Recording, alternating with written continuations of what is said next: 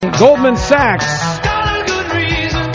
raise cash, get defensive, and look out below if more tariffs happen. This in the news today. Goldman Sachs not feeling, by the way, very bullish about the stock market come next year. That's according to its official outlook. And it sent its report out to clients. Now, they are what you call a brainiac firm.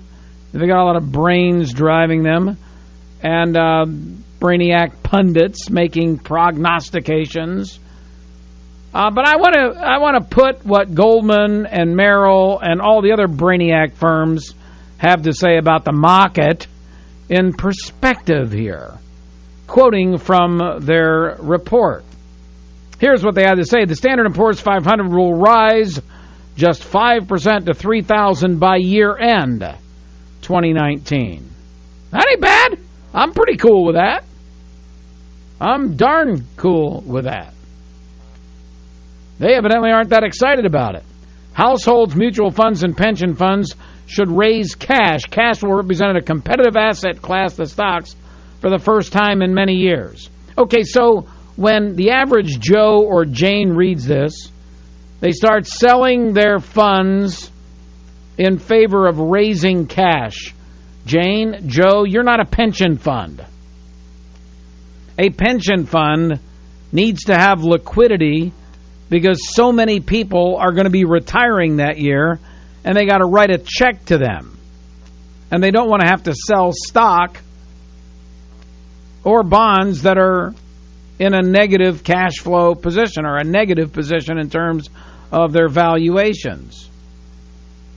Unless you are 100% invested in stocks and need income like next month, I wouldn't suggest that this is a grand thing for you to do. I think it might be a dumb thing for you to do. Then they go on, investors should buy defensive sectors and stocks to ride out a tough year where fears of a recession increase. Goldman raised utilities sector to overweight in the report, as if they know. No, this is yet another dumb move, because, if I would have followed the Warren Buffett say mantra from the last 10 years, we would have had our money in value stocks, and technology and growth has killed value. And if I would have followed my own mantra of broad diversification, international, emerging markets, the whole deal, those markets got killed.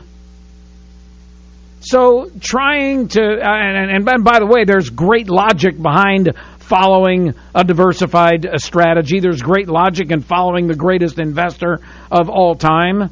I'm not suggesting that Buffett was wrong or I was wrong. I'm just suggesting that when someone comes out of the woodwork and says, okay, it's time to move into fill in the blank, you must be skeptical, because the real answer is, hey, we're Goldman Sachs and we've got more money than God, but we still don't have a freaking clue what's going to happen to the markets come January, February, May, June, August, next year, 5 years from now. We just don't know.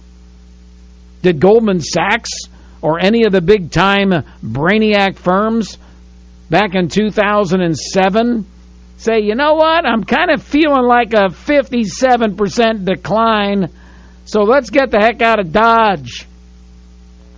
Did any of them say all these wonderful financial companies like us are going to get our lunch handed to us here within months?